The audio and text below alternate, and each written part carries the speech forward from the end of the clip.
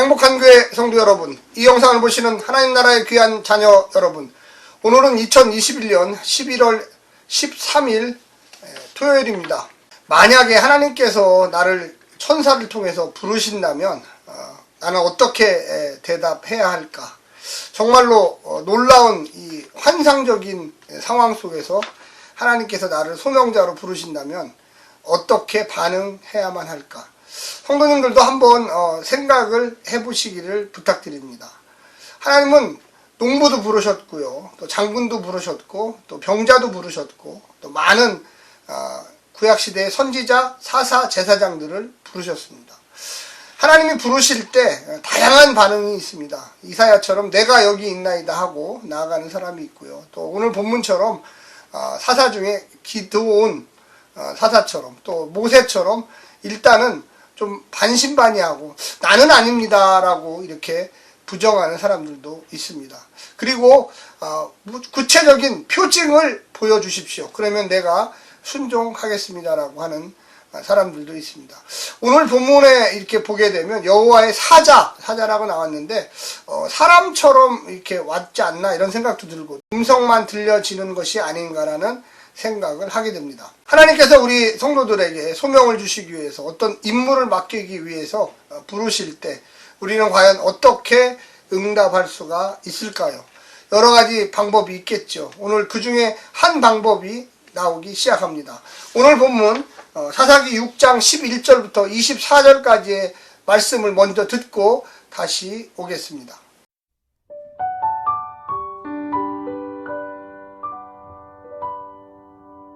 여호와의 사자가 아비에셀 사람 요아스에게 속한 오브라에 이르러 상수리 나무 아래에 앉으니라. 마침 요아스의 아들 기드온이 미디안 사람에게 알리지 아니하려 하여 밀을 포도주 틀에서 타작하더니 여호와의 사자가 기드온에게 나타나 이르되 큰 용사여 여호와께서 너와 함께 계시도다 하매 기드온이 그에게 대답하되 오 나의 주여 여호와께서 우리와 함께 계시면 어찌하여 이 모든 일이 우리에게 일어났나이까? 또 우리 조상들이 일찍이 우리에게 이르기를 여호와께서 우리를 애굽에서 올라오게 하신 것이 아니냐 한 그 모든 이적이 어디 있나이까? 이제 여호와께서 우리를 버리사 미디안의 손에 우리를 넘겨주셨나이다 하니 여호와께서 그를 향하여 이르시되 너는 가서 이 너의 힘으로 이스라엘을 미디안의 손에서 구원하라. 내가 너를 보낸 것이 아니냐 하시니라. 그러나 기드온이 그에게 대답하되 오 주여 내가 무엇으로 이스라엘을 구원하리이까? 보소서 나의 집은 므낫세 중에 극히 약하고 나는 내 아버지 집에서 가장 작은 자니이다 하니 여호와께서 그에게 이르시되 내가 반드시 너와 함께하리니 내가 미디안 사람 치기를 한 사람을 치듯 하리라 하시니라. 기드온이 그에게 대답하되 만일 내가 주께 은혜를 얻었사오면 나와 말씀하시니가 주 되시는 표징을 내게 보이소서. 내가 예물을 가지고 다시 주께로 와서 그것을 주 앞에 드리기까지 이곳을 떠나지 마시기를 원하나이다 하니 그가 이르되 내가 너 돌아올 때까지 머무리라 하니라. 기드온이 가서 염소 새끼 하나를 준비하고 가루 한 에바로 무교병을 만들고 고기를 소쿠리에 담고 국을 양푼에 담아 상수리 나무 아래 그에게로 가져다가 드리매 하나님의 사자가 그에게 이르되 고기와 무교병을 가져다가 이 바위 위에 놓고 국을 부으라 하니 기드온이 그대로 하니라. 여호와의 사자가 손에 잡은 지팡이 끝을 내밀어 고기와 무교병에 대니 불이 바위에서 나와 고기와 무교병을 살랐고 여호와의 사자는 떠나서 보이지 아니한지라. 기드온이 그가 여호와의 사자인 줄을 알고 이르되 슬프도소이다 주 여호와여 내가 여호와의 사자를 대면하여 보았나이다 하니 여호와께서 그에게 이르시되 너는 안심하라 두려워하지 말라 죽지 아니하리라 하시니라. 기드온이 여호와를 위하여 거기서 제단을 쌓고 그것을 여호와 샬롬이라 하였더라. 그것이 오늘까지 아비에셀 사람에게 속한 오브라에 있더라.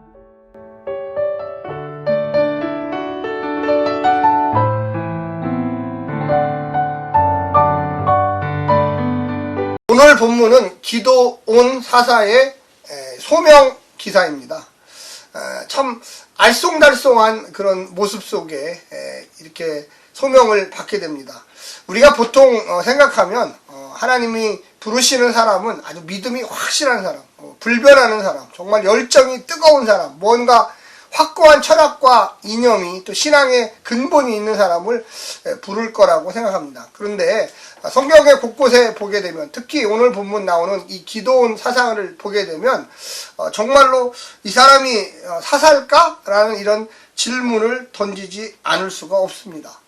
뭔가 좀 부실해 보이는, 뭔가 왜 이렇게 미적미적거리고 의심하고 좀 어떻게 보면 과연 이런 하나님의 일들을 잘 해낼 수 있을까, 이런 염려도 되는 사람이 아닌가 생각합니다. 그러나 분명한 것은 하나님이 실수해서 부르는 게 아니라는 거죠. 하나님은 다 나름대로 생각과 계획이 있으시고요. 그 나름대로 그 하나님의 부름을 입은 사람들은 여러 가지 과정을 통해서 분명한 하나님의 사람으로 변하게 된다는 것입니다.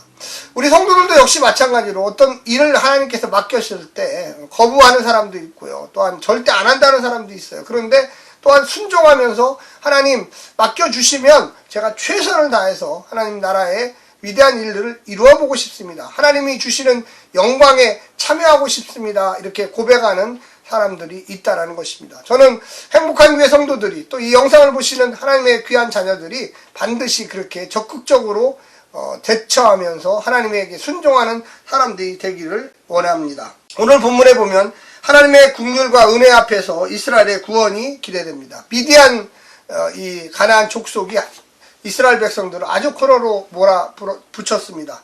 얼마나 열심히 코러로 몰아붙였으면 그들이 먹을 것이 없고 또 양과 소와 나귀 모든 것을 다 빼앗아가고 씨 뿌릴 때도 빼앗아가고 또 파종해서 그것들이 자랄 때 뺏어가고 또 그 이후에 추수할 때 또 뺏어갑니다. 오늘 본문에 보면 이 포도주 틀의 타작마당에서 이 하나님께서 천사를 보내서 기드온 사사를 소명자로 부르시는 장면이 나옵니다.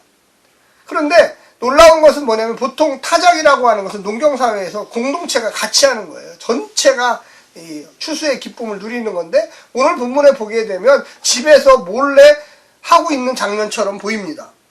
그래서 오늘 본문에 보게 되면 이 상수리 나무 아래에 앉으리라 11절에 보면 여호와의 사자가 아비에셀 사람 요아스에게 속한 오브라에 이르러 상수리 나무, 이 상수리 나무라고 하면 반드시 그곳에 야훼 하나님이 계시고 또 야훼 종들이 있고 하나님의 천사들이 사자들이 거기에 있다라는 거죠. 12절에 보니까 여호와의 사자가 기드온에게 나타나 이르되 큰 용사여 여호와께서 너와 함께 계시도다. 큰 용사여. 아니 이 믿음 없는 사람, 어떻게 보면 참 하나님에 대한 확실한 소망이 있을까 궁금했던 이 기드온에게 큰 용사라는 칭호를 붙여줍니다. 우리가 기억해야 될 것은 그 사람이 믿음이 좋았던 게 아니고 하나님이 너하고 앞으로 함께 할 거기 때문에 큰 용사라고 기드온에게 불렀다는 것입니다. 그러면서 이야기하기를 하나님 어떻게 나 같은 사람을 큰 용사라고 합니까? 나는 지금 미디안 족속에 속해 있는 이 므낫세 지파 이 노예입니다. 므낫세 지파는 아주 힘도 없어서 이 미디안 족속에게 아주 지금 괴롭힘을 많이 당하고 있습니다. 과거에는 하나님께서 이스라엘 민족을 우리 조상들을 가나안 땅에 들어오게 하시고 그 전에는 이집트에서 이렇게 데리고 오셔서 해방시켜서 가나안까지 왔는데 왜 지금 하나님은 어디에 계십니까? 왜 우리가 이렇게 미디안 족속들에게 노예처럼 살아야 합니까? 그랬더니 그 천사가 하는 말이 야 내가 너를 들어서 그와 같은 역사를 보여주기를 원한다. 14절에 보면 내가 너를 보낸 것이 아니겠느냐. 그래서 너같이 이렇게 불평하는 사람이 있기 때문에 하나님은 어디 계십니까? 하나님은 믿지만 우리하고 함께 하시지 않습니다라고 하는 그런 사람들을 위해서 너를 선택했다. 너를 통하여 하나님이 역사할 거다 이렇게 얘기합니다. 그랬더니 15절 마지막에 보니까 나의 집은 므낫세 중에 극히 약하고 나는 내 아버지 집에서 가장 작은 자니이다. 가장 작은 자. 아우 하나님 나같이 이렇게 연약한 사람, 나같이 이렇게 믿음이 부족한 사람, 나같이 이렇게 뭐 별 볼 일 없는 사람을 왜 이렇게 하나님의 사사로 부르십니까? 구원자로 부르십니까? 저는 잘 모르겠습니다. 지금 막 회의하는 중이에요. 머릿속이 복잡합니다. 지금 천사가 나타나서 이렇게 얘기하니까 이게 응답을 해야 되는지 아니면 여기서 주저앉아야 되는지 천사가 설득하고 있잖아요. 큰 용사요. 그 마음을 모를까요? 다 알고 있죠. 도망치려고 하니까 붙잡아 놓고 얘기하는 거예요. 너가 하나님이 선택한 사람이다. 16절에 보면 천사가 내가 반드시 너와 함께 하리니 내가 미디안 사람 치기를 한 사람을 치듯하리라. 수만 명 수천 명이 아니고 한 사람 1대1 싸우는 거다. 내가 함께 하는데 왜 걱정을 하느냐. 그러니까 기드온이 하는 얘기가 그러면 제가 가서 당신 앞에 예물을 드리겠습니다. 그러면서 어려운 형편에 가서 염소 새끼 하나를 준비하고 한 에바 고운 밀가루죠. 유부용을 만들고 고기를 소쿠리에 담고 국을 양품에다 상수리 안에 아까도 얘기했지만 상수리 나무 안에 하나님이 함께 하신다. 거기 와서 지금 제사를 지내는 거예요. 예, 제가 그 일을 해보겠습니다. 하나님께서 저를 부르신다면 순종하겠나이다 하면서 하나님에게 그 예배를 드리니까 천사가 그걸 받고 떠나버렸어요. 이제 하나님께 보고하러 간 거죠. 하나님, 이제 이 기드온이 이 소명을 받아들이고 했습니다. 그러면서 22절에 보니까 기드온이 그가 여호와의 사자인 줄 알고 이르되 슬프도소이다. 주 여호와여, 내가 여호와의 사자를 대면하여 보았나이다. 제가 아까 처음에 이야기할 때 이 천사가 사람처럼 나타나는 게 아니겠느냐 이렇게 제가 이야기를 했죠. 물론 음성으로도 나타나지만 보았나이다. 사람처럼 나타났는데 알고 보니까 그가 천사였고 하나님이 보낸 메신저였죠. 그래서 두려운 마음이 드는 거예요. 아, 내가 불신한 사람이 아닌가, 내가 하나님을 안 믿는 사람이 아닌가, 믿었지만 이 시대에 하나님이 나 같은 사람을 불러서 과연 어디다 써먹을까, 이런 회의적인 사람이었죠. 그랬더니 23절에 여호와께서 그에게 이르시되, 아마 이건 음성일 것 같아요. 직접 하나님이 너는 안심하라, 두려워하지 말라, 죽지 아니하리라 하시니라. 내가 하나님의 천사를 보았는데 혹시라도 내가 경거망동하지 않았나, 하나님을 경홀히 여기지 않았나, 불신앙의 그런 모습을 보여줍니다. 24절에 보면 다시 한번 기드온이 여호와를 위하여 거기서 제단을 쌓고 그곳을 이름을 여호와 샬롬, 평안이라는 뜻이 평안. 하나님 내게 이제 평안을 주셨네요.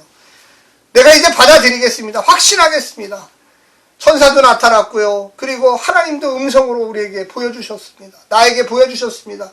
내가 그 말씀대로, 그 믿음대로 주님이 나에게 맡겨진 사명을 감당하겠습니다. 오늘 우리가 본문을 통해서 볼 수 있는 것은 첫 번째, 겁장이기도 하고 큰 용사이기도 합니다. 겁장이는 사사 기드온이죠. 하나님께 부름받기 이전의 기드온의 모습입니다. 불평과 불만, 하나님 왜 우리와 함께 하시지 않습니까? 하나님 도대체 어디 계십니까? 그러나 하나님께서 내가 너와 함께 하겠다. 그래서 너는 큰 용사가 될 것이다. 현재형이지만 미래형입니다. 하나님이 함께하는 사람은 당연히 큰 용사가 되죠. 두 번째는 알기도 하고 모르기도 하고.